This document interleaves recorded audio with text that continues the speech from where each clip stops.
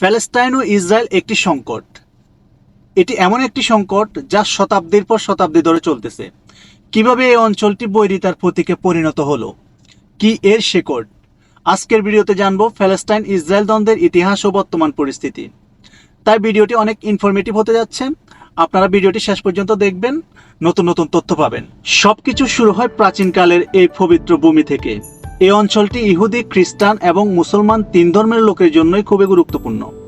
তবে বর্তমান দ্বন্দ্বের ভিত্তি গড়ে ওঠে 19 শতকের শেষ দিকে, যখন ইহুদি জনগণের জন্য একটি আলাদা রাষ্ট্র গঠনের প্রয়োজনীয়তা অনুভব করে। প্রথম বিশ্বযুদ্ধের পর ব্রিটেন প্যালেস্টাইনকে শাসন করতে শুরু করে। 1970 সালে ব্যালফোর ঘোষণা ইহুদিদের একটি আলাদা রাষ্ট্র গঠনের প্রতিশ্রুতি দেয়। 1947 সালে জাতিসংঘ প্যালেস্টাইনকে দুটি ভাগে বিভক্ত করার প্রস্তাব দেয়, একটি ইহুদি রাষ্ট্র এবং একটি আরব রাষ্ট্র। ইহুদিরা তা গ্রহণ, আরবরা এই পরিকল্পনা প্রত্যাখ্যান করে। 1948 সালে প্রথম ইসরায়েল রাষ্ট্র প্রতিষ্ঠিত হয়, কিন্তু সে সঙ্গে শুরু হয় প্রথম আরব ইসরায়েল যুদ্ধ। হাজার হাজার ফিলিস্তিনি তাদের ভূমি ছেড়ে শরণার্থী হয়ে পড়ে, যা আজও এই সংকটের একটি প্রধান কারণ।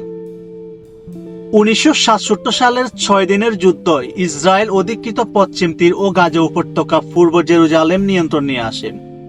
এরপর থেকে ফিলিস্তিনিদের তাদের জমি দখল এবং বসতি নির্মাণ নিয়ে উত্তেজনা বাড়তে থাকে। গাজা উপত্যকা নিয়মিত সংঘর্ষের কেন্দ্রবিন্দুতে পরিণত হয়।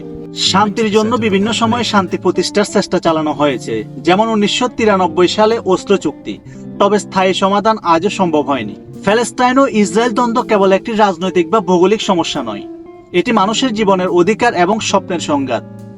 এই সংকট সমাধানের জন্য শুধু শক্তি নয়, প্রয়োজন মানবতা, ন্যায় বিচার। আপনারা কি মনে করেন, সমাধান কি আদৌ সম্ভব? মতামত দিন কমেন্টে।